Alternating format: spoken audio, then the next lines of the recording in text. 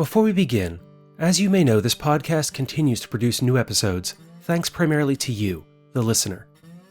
Rather than working with marketing programs that encourage you to buy packaged and delivered meal plans, luxury mattresses, or audiobook subscriptions, during 1 or 2 campaigns a year, I ask you to directly support this work. Together, we can continue to reach thousands of people around the world, from Japan to Ethiopia, Canada to Costa Rica, with candid conversations about permaculture you won't hear anywhere else. Your support in these ongoing broadcasts change lives, whether someone grows vegetables in a garden, plants food forests in a city, or brings together communities. If you think this show should continue, I'm asking you to participate in the annual Summer to Fall fundraiser, which runs until October 10th, 2017. The goal of raising $7,000 during this campaign is so, combined with ongoing Patreon support, I can continue to take care of myself and bring you another year of this show. You can give a one-time donation by going to paypal.me/permaculturepodcast or drop something in the post. The Permaculture Podcast, P.O. Box 16, Dauphin, Pennsylvania, 17018. If you want to become a monthly donor and help the show reach long-term stability, take a moment to go to patreon.com/permaculturepodcast. There you can check out the rewards for the various pledge levels and join at a level you are comfortable with. Any way you can join me in this campaign makes a difference, and together we can continue to create the beautiful world we want to see.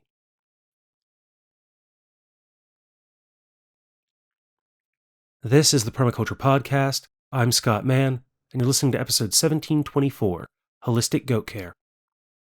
My guest is the author, cheesemaker, and goatherd Gianaclis Caldwell of Pholia Farm Dairy. She joins me to talk about her latest book, Holistic Goat Care, from Chelsea Green Publishing. Using that complete approach, we talk about goats on a farm and homestead, including needs and yields such as diet and nutrition, guard animals, common predators, fencing and shelter, and temperament and socialization.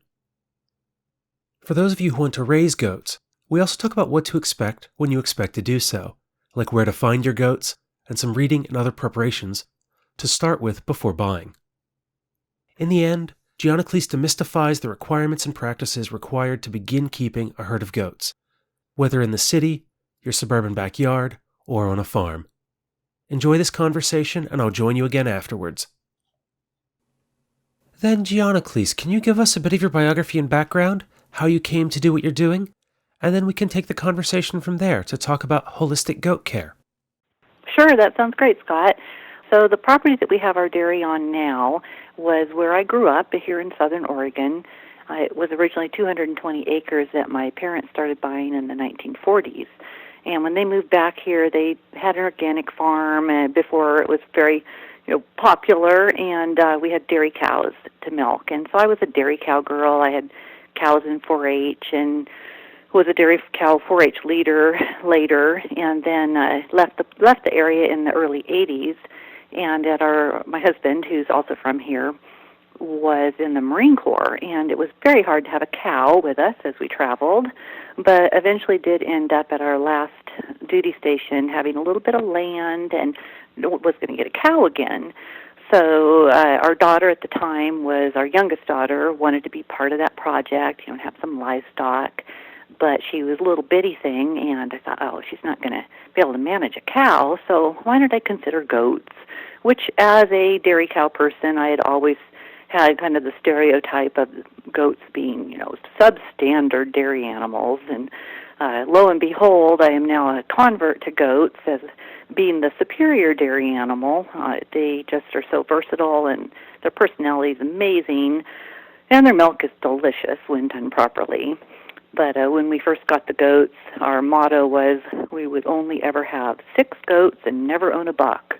And within a year, we decided to build a dairy up here on the property once we could leave the military, and of course ended up with at least 40 goats milking and way more than 6 bucks. So so that was the progression of that. And then I had always wanted to write and got started writing with some books, mostly for Chelsea Green, on writing on this topic of small-scale dairying and things, and then this latest one is the holistic goat, and I thank the goats for teaching me about themselves, and my parents for wanting me to be as natural as possible in all of these approaches.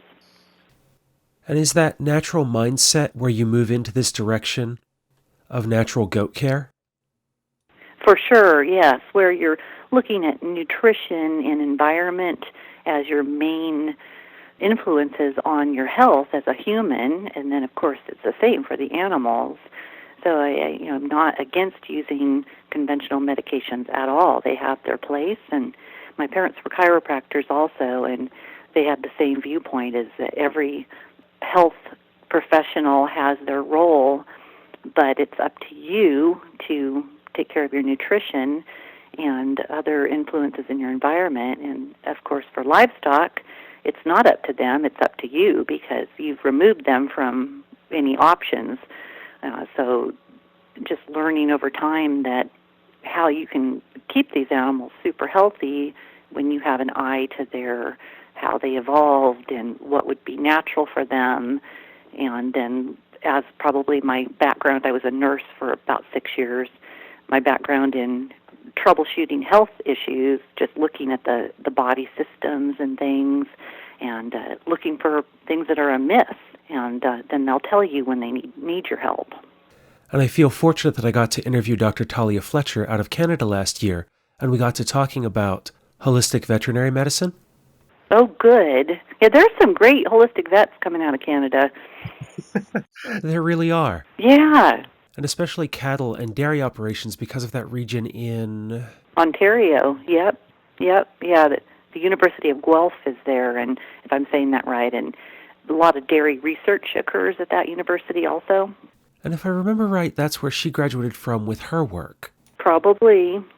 And then just learning initially from her about, just the time that we can spend with our animals and the little changes that we can make that improve their health through things like a diverse diet and ensuring they have a well-rounded nutrition and making sure that our barns are organized and laid out in such a way that it gives us a good opportunity to interact with the animals in that space so that they're not stressed and things like that. Yep. And with that, I was wondering, what does holistic goat care and management look like?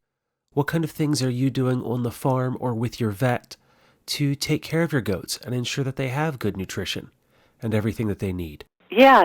Well, what you start with is considering how the goat would do well in nature.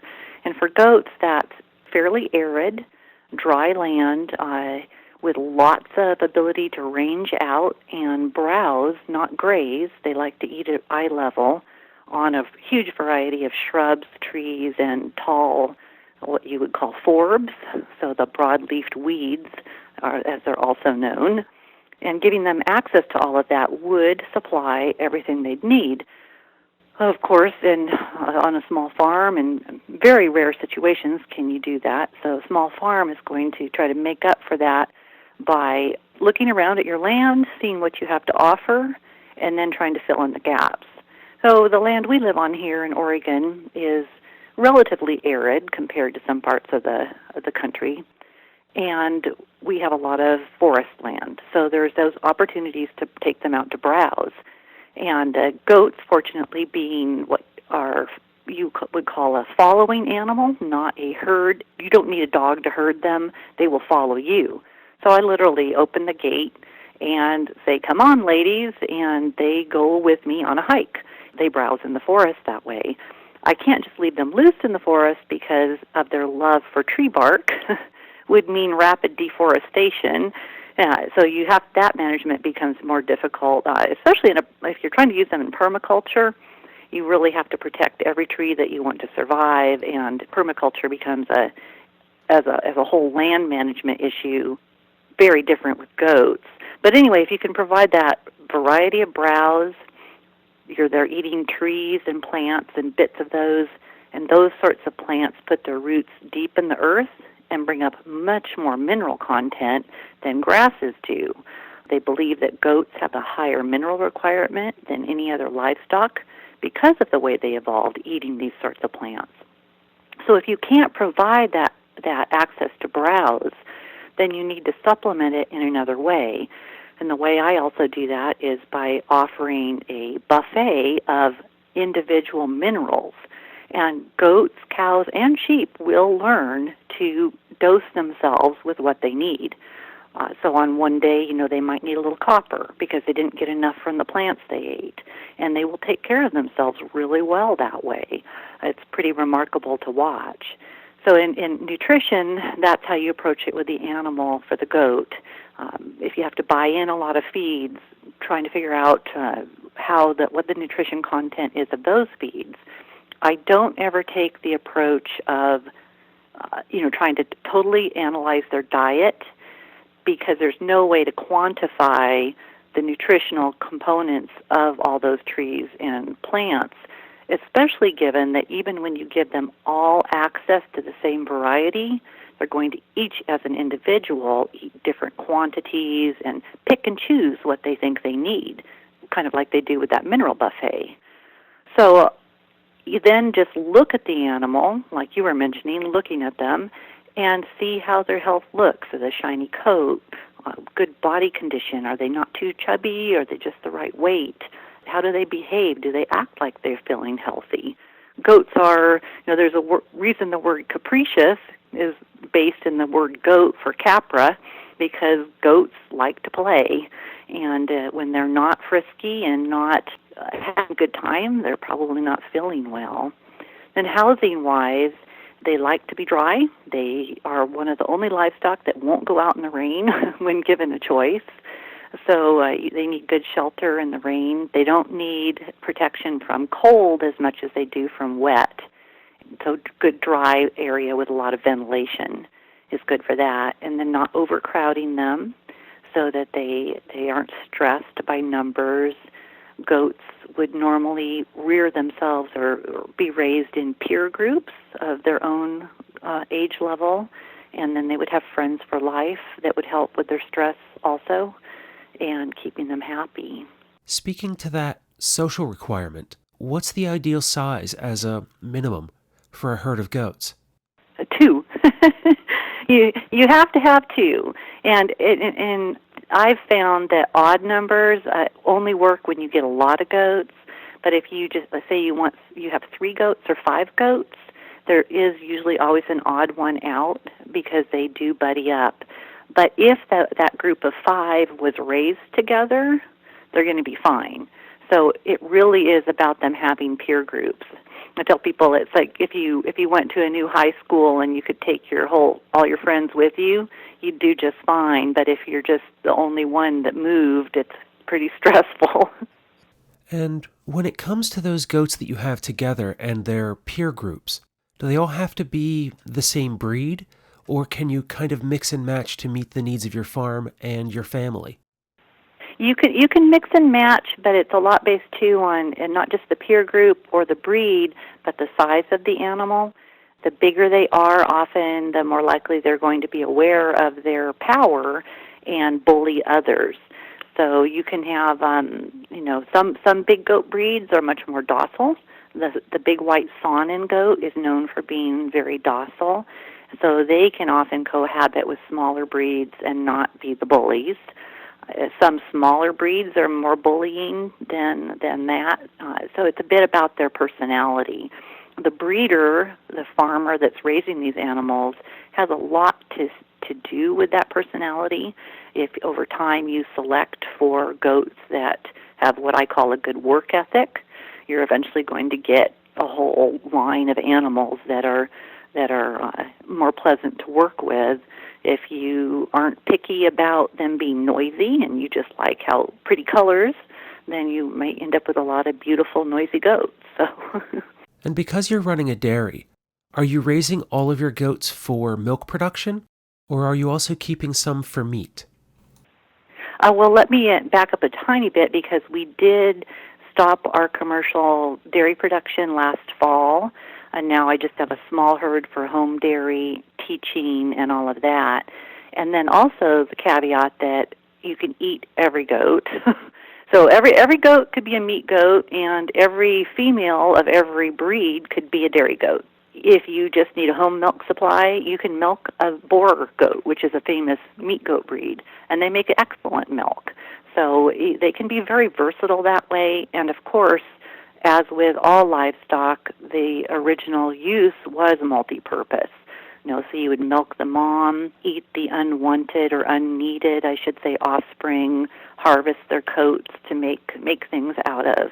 So ours are primarily still dairy for milk purposes, but I do teach a class here on humane butcher, slaughter, and even anatomy and physiology, looking at the inside of the animal.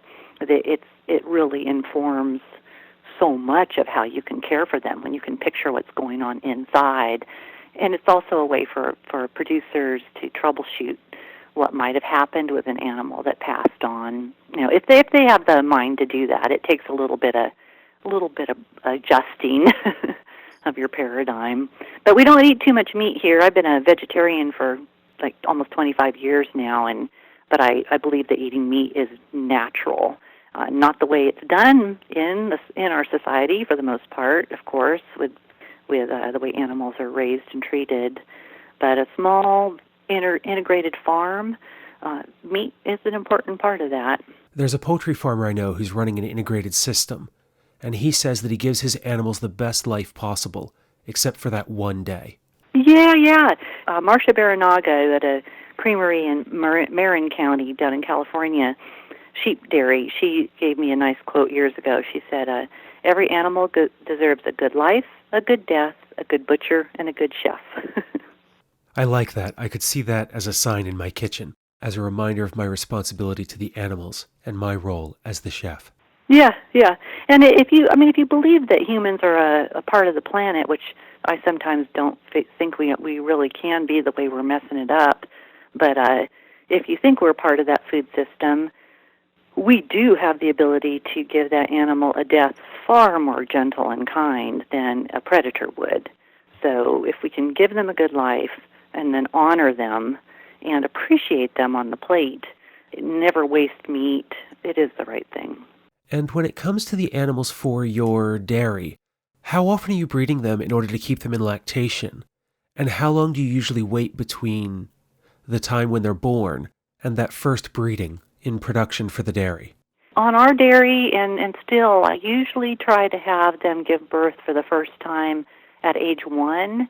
But if I feel like they're too small or I'm going to have too many babies to manage properly that following spring, then I'll breed them to kid at 2 years of age. Goat has about a 5-month gestation period when they're pregnant. So typically you'll breed in the fall for spring kidding. You can milk a goat on what is called, and you could do this with cows too, but it's not usually done, on what's called an extended lactation, where you don't rebreed them. You just keep on milking. And I have had a friend who's now passed on, but her dairy is still going in North Carolina. It's called Split Creek Dairy. She milks about 300 goats, I believe, and usually only breeds all of them twice in their lifetime and just keeps milking them. Because goats have what are called litters, so we've had up to 6 born to one mother, you have a lot of babies to manage. With cows, you have 1 calf, rarely 2, and the management of those offspring becomes a huge labor issue, and that also means that you could overcrowd the pens, bring stress to those babies. So deciding to continue to milk an animal on a commercial dairy is a great way to manage that. And for the home producer who maybe can't access a buck for breeding to the doe, or just doesn't want to try to find homes for babies, they can just milk a goat for years, if it's a good goat that can keep in milk. On that note, you can also milk once a day instead of twice a day, which is the paradigm. I have a blog post about that and talk about it as a management option. It's a way to reduce labor. A good goat or a good cow will give you about 75 to 80% of the milk that she would have if she were being milked twice a day. So you can see how those numbers, and they're pretty great. About half the labor for 75% of the product is pretty good. When you're milking, is that something that's done entirely by hand? And also, how much milk can someone expect from one goat per day? The production is going to vary greatly based on not only the breed, but how old the animal is and how many babies she had. If she has 6 babies, her body will have told her to make more milk. If she has 1 baby, she's going to make less milk. So that it has to be factored in. Just in general, average overall, Nigerian dwarfs, which are a small breed that we specialize in, a good doe will give you about a half a gallon a day at her peak, and probably taper off to more like a quart and a half a day after that. And then a younger doe might just start at a quart a day. Now, a big goat breed that's a really top milker could go up to a gallon to 2 gallons a day. So that they vary greatly in their size on that. So it's one of the reasons I actually really like the small breed is because that goes back to that number issue. You have to have more than one, and you fall in love with them, and you might want 5 goats, 6 goats. So if you're keeping 6 goats that are giving a gallon a day, that's an awful lot of milk. So the smaller breed, it makes it a little easier to justify those numbers. And then, too, in the cities that are allowing goats, urban goats, which are quite a few of the big cities now are allowing that, they have to be the small miniature goats. So it's a good choice for that. And keeping them in pairs, that's a half a gallon of milk a day for a family that just has 2 goats. Mm-hmm. Well, that's where the cheese making comes in, and that's actually what took me on I know we're not talking about cheese making yet, but it took me on my path to cheese making was, what are we going to do with all this milk? And I'm not a big milk drinker myself. I like it in my coffee, but the dairy products you can make from the milk are just really much more, you're removing a lot of water when you do that, and making products that are preservable too. And for my family, we are big dairy drinkers. None of us have any issues with lactose or anything like that, so dairy plays a pretty big role in our diet. And I can imagine drinking quite a bit of that milk before we'd have to turn it into cheese or something like that. And you mentioned earlier that goat milk, if done properly, is a really good product. What did you mean by that? Well, goat milk suffers from a bit of a identity crisis as far as flavor. If you have had poor quality goat milk, you associate it with a goaty, bucky flavor and aroma. And it is very true of a lot of goat milk, especially that commercially large-scale produced. Goat milk is very delicate compared to cow's milk, and that's one reason it's easier to digest, but it also means it's easier to damage. So pumping, storage, being hauled in tanker trucks and kept refrigerated for long periods of time brings out those aromas and flavors that wouldn't be there otherwise. So folks who've tried goat cheese or goat milk that has that aroma and flavor can be pretty turned off of it, and I'm right there with them on that. In fact, when we go someplace and there's goat cheese to try, my husband Vern, he tries it first to let me know if I'm going to like it or not. But that you can make it yourself and produce it where that's not present at all, just through gentle handling, very clean processing, and rapid chilling. So it's just fragile, and it can't be treated like cow milk. I tell people goats and cows are a bit like their milk. Goats are pretty vocal about if you're not doing things the way they like it, and cows are more go with the program, and their milk's a lot like that too. And what you said really speaks to my own experience, because I've had some really good goat milk that I really enjoy, but I think about those times that here in Pennsylvania we have the Pennsylvania Farm Show that runs every January, and my children and I have gone and we'd walk the animal pens and things like that really since the time that they could walk. And when we would go through the goat section, I remember walking past some bucks that had this really rich, earthy goat smell. And I've had some goat milk and goat cheese that have that kind of flavor and aroma to it. But there's a local goat dairy that delivers to one of our farm stands. And if I remember right, they get theirs from the goats into the bottled and delivered within a day or so, and usually their use-by date is no more than like a week, and that stuff is just rich, delicious, creamy, and completely different from many of the other goat products I've found elsewhere. Yeah, when the milk can be handled on the smaller scale, it's going to do quite well. It's when it gets mass produced that there are those compromises of time on the shelf. And according to research, in an article I read, a paper, it's the pumps that are pumping the milk through these larger systems that do the most damage. There's an old farmer's tale. I don't call them wives' tales. I call them old farmer's tales. But that having a buck, the stinky male, living near the does will cause that flavor in milk, and it is not true. So that's one thing hopefully everyone will take away from this. It's not the buck's fault. The aroma of the buck, which is that really stinky, musky odor, doesn't absorb through the udder into the milk. If buck scent gets on the doe and you don't clean her properly, or the milk pail sits open in the barn, it might absorb some of those aromas, but it's not going to be just the buck's fault. And I always also, too, the way the buck smells, which most of us find quite unappealing, is very appealing to the doe, so it's not his fault if the ladies like it. Because that smell is for the goats, not for us. Exactly. In talking about small scale, what to you is a small operation? Like from 2 goats up to how many?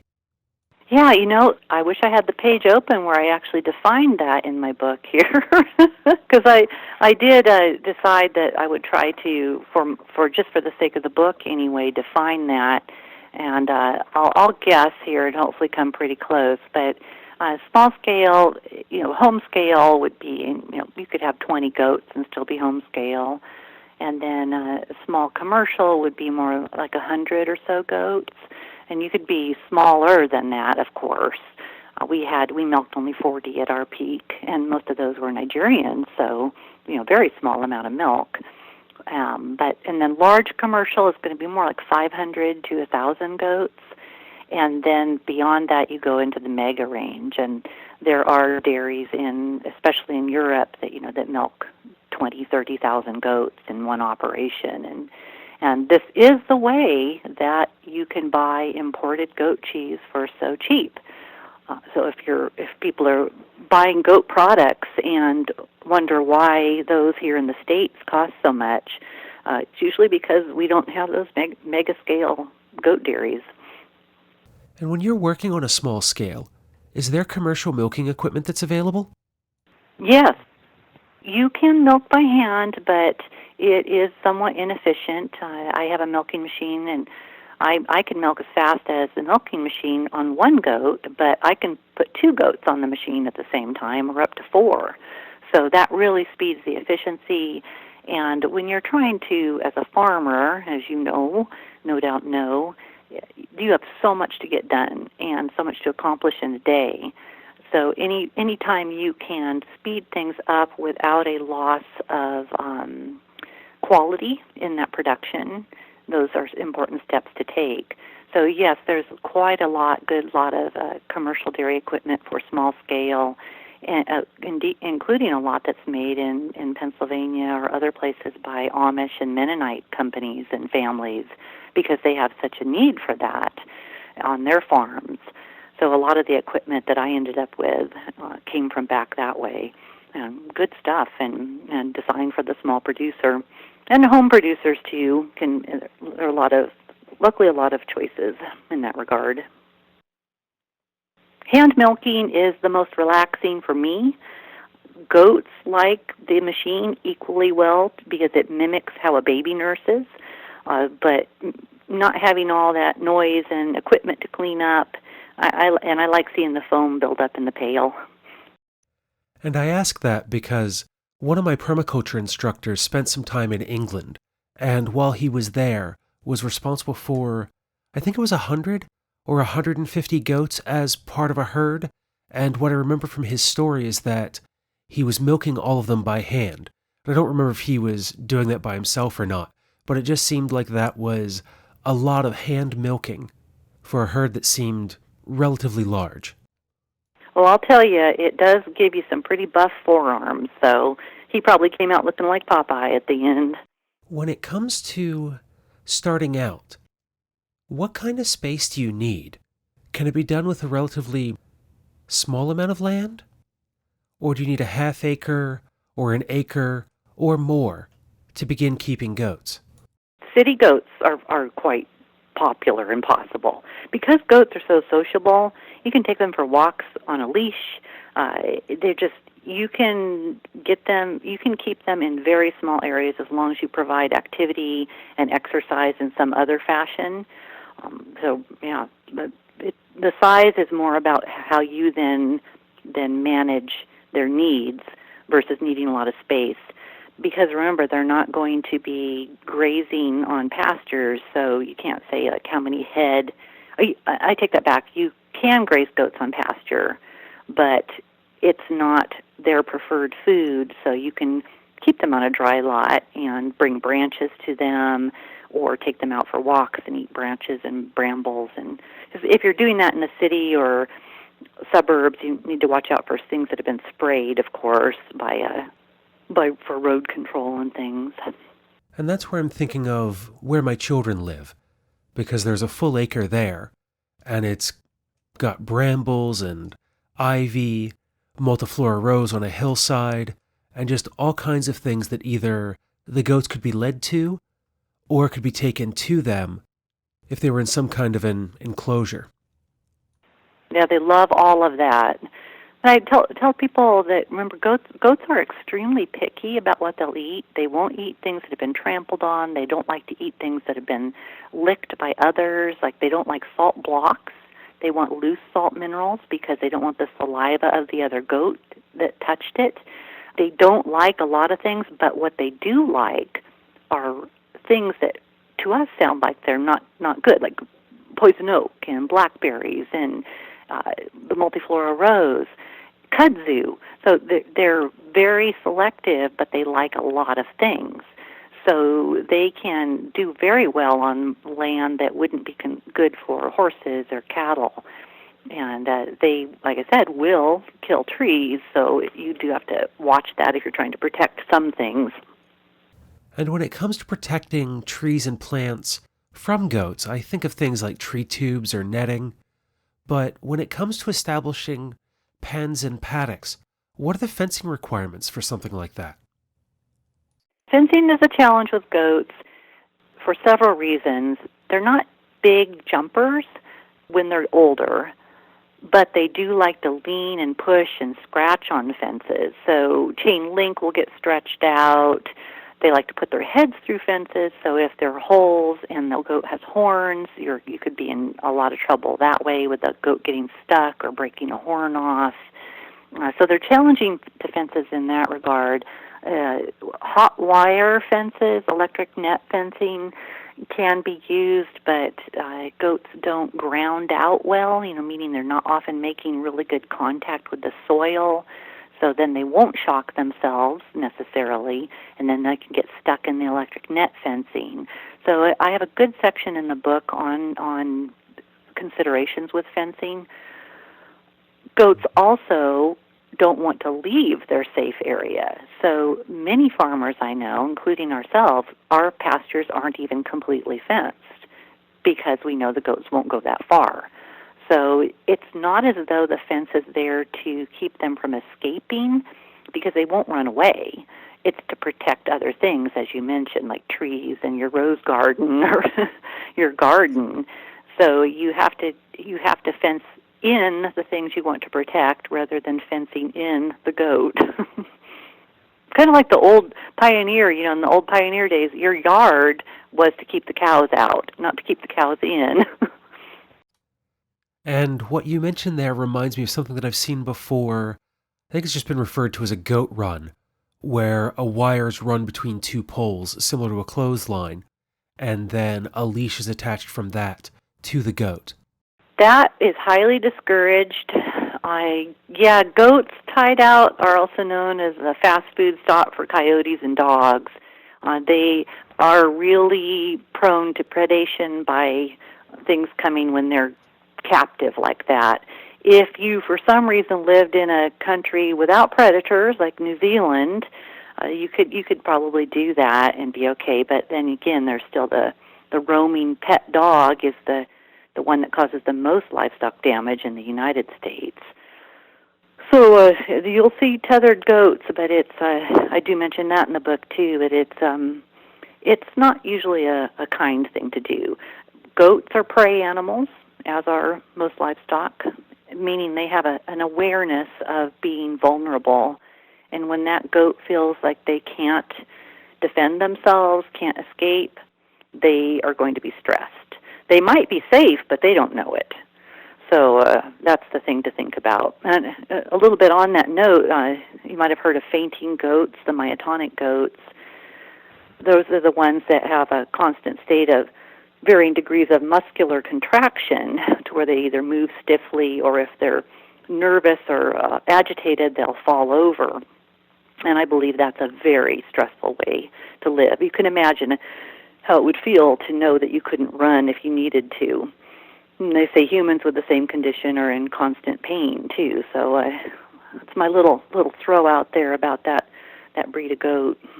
Well, that's good to know, and it's certainly something that I don't know that the uninitiated would be aware of. It's certainly something that I've never heard before. You don't really start thinking about it until you start trying to get into the mind of the animal, and then you kind of transfer yourself to them and how, if I were an animal that was aware of something could eat me at any moment, how would it feel to feel that vulnerable? And that is why they were used as a sacrificial animal, in the sense of, they would throw one of those myotonic goats in with a herd of valuable sheep, and knowing that if a predator came, the sheep would escape and the goat would be the one the animal would focus on. And just Jurassic Park all over again, tying the goat out. Yeah, and that breed has a lot of other wonderful qualities, but I have to question sometimes what we humans do for the sake of certain characteristics in livestock or animals like bulldogs or oversized turkeys that can't breed for themselves, and it's kind of strange.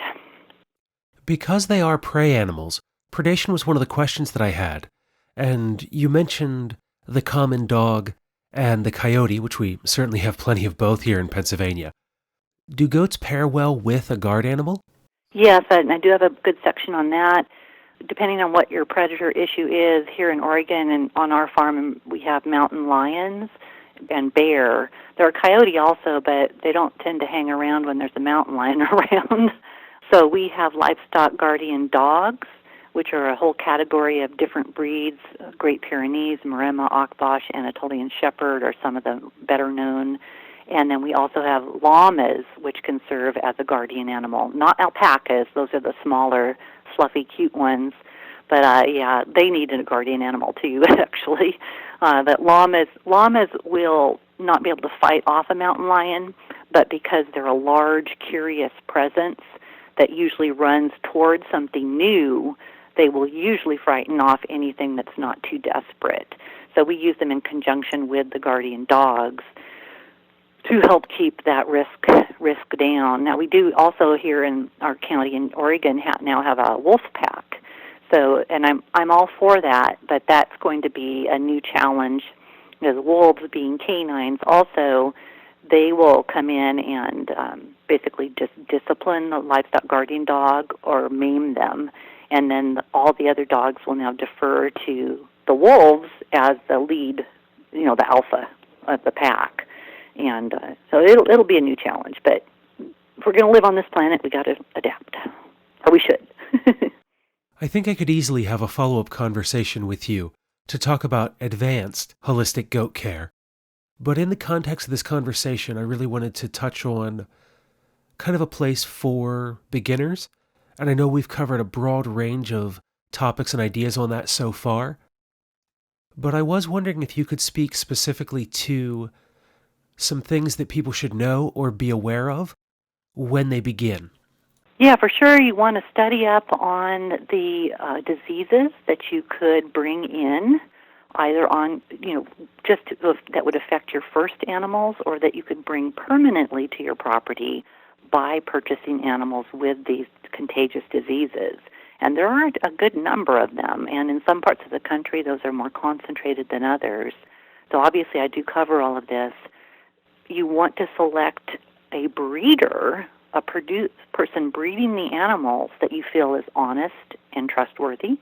I think that's even more important than figuring out what breed of goats you want.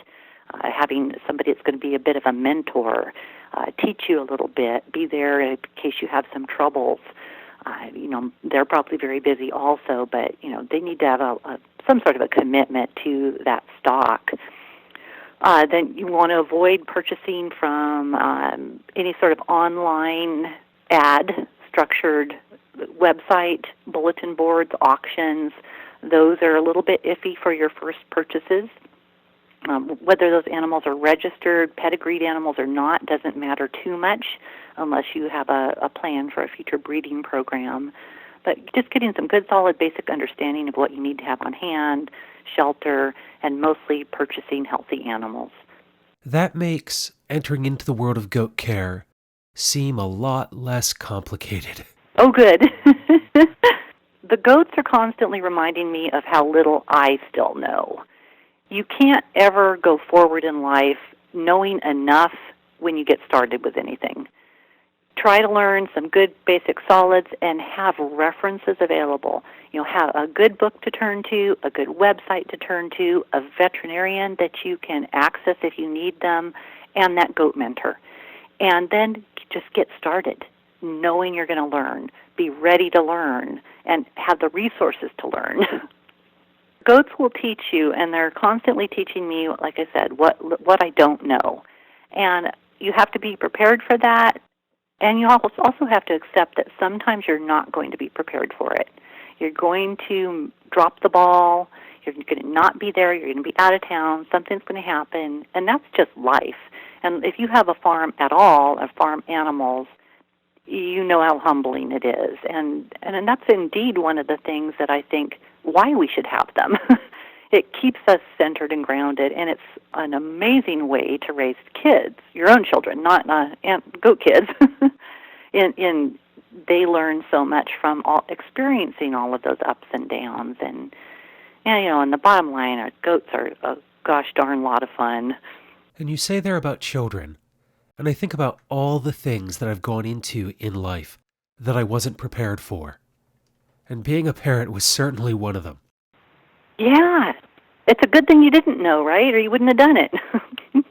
One of my friends said that, if you think that one day you're actually going to be ready to have kids, or if you have a bunch of things that you need to take care of before you're going to be ready to, then you're probably never going to have that day happen because you're never going to be prepared. You're never going to have everything planned out.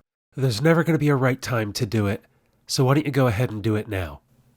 Yes, it's really true. You do need to ask yourself, what's the worst that can happen? Will I learn something from that? Am I going to do my best? And that's what you do. We would be stalled and never move forward at all if we didn't have a little bit of a not bravado, but a little bit of courage to just get going. And if we have that courage and take that first step forward, then whether or not what we're doing succeeds or fails, we will have learned something from it.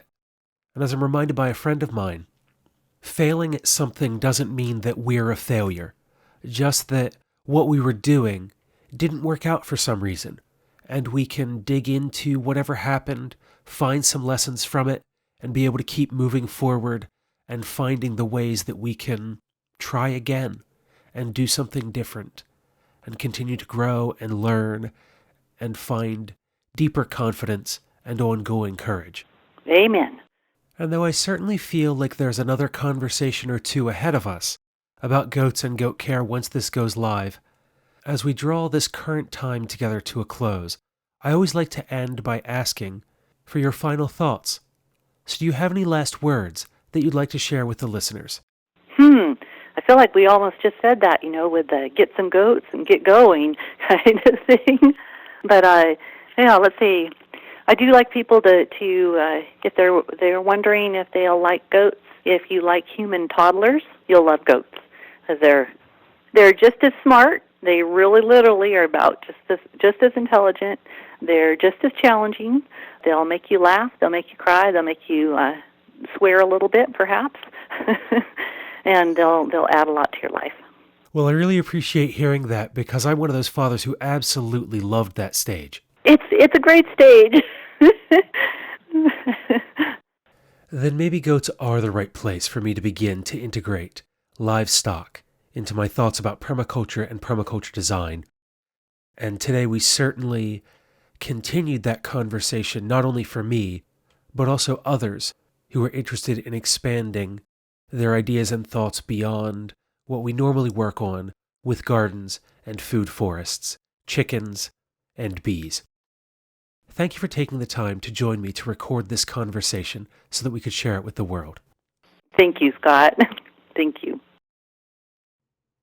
And that was Gianaclis Caldwell. Find out more about her and her work at gianacliscaldwell.com, pholiafarm.com, and her book is at chelseagreen.com. You will, of course, find links to all of those in the resource section of the show notes. If you would like to meet Gianaclis, she's appearing in September at the Mother Earth News Fair in Seven Springs, Pennsylvania, and in October at the Mother Earth News Fair in Topeka, Kansas. You'll find more information about those shows at motherearthnewsfair.com. I'll be at Seven Springs again this year, and I hope to see you there. Also, this is the first of 2 conversations with Gianaclis, with the second scheduled as the last episode in September, when we talk about her first book, which builds on goats and dairying, Mastering Cheesemaking. Stepping away from this conversation, I'm reminded of one of the things that I joke about, which is that I can grow 4 things well on a little bit of money and hard-scrabbled land: garlic, strawberries, children, and cats. After this conversation with Gianaclis, though, I'm left inspired about being able to bring livestock onto the land, even though I'm currently landless, as I look for my next project. Something like goats makes sense, not only for what they can do in the landscape itself, eating all that woody material and vines, helping to clear and in turn fertilize land, but also as an animal that can provide dairy for myself and my family, and if we so chose, meat, and from my days as a leather worker, the way that their hides could be used for materials in the home and around the homestead. We often do a needs and yields analysis of a chicken in a permaculture class because of how ubiquitous those birds are in permaculture discussions, taking that image that Bill Mollison gave us of what goes in and what comes out. But with the prospect of city goats and being able to raise them in a suburban setting and the variety of breeds that are available from the small pygmies up to the larger boars and others, then maybe we should look at goats as a primary choice for livestock in our permaculture designs. Have you thought about raising goats? Are you currently raising them? Or can you see integrating goats into your permaculture design?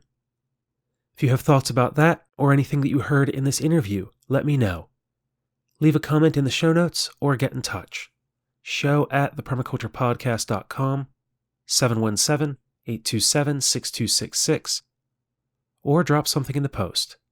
The Permaculture Podcast, P.O. Box 16, Dauphin, Pennsylvania, 17018. From here, the next interview, which is out on September 7th for Patreon supporters, and general release on my 38th birthday, September 10th, is my interview with Joel Salatin. Until then, spend each day creating the world you want to live in by taking care of Earth, yourself, and each other.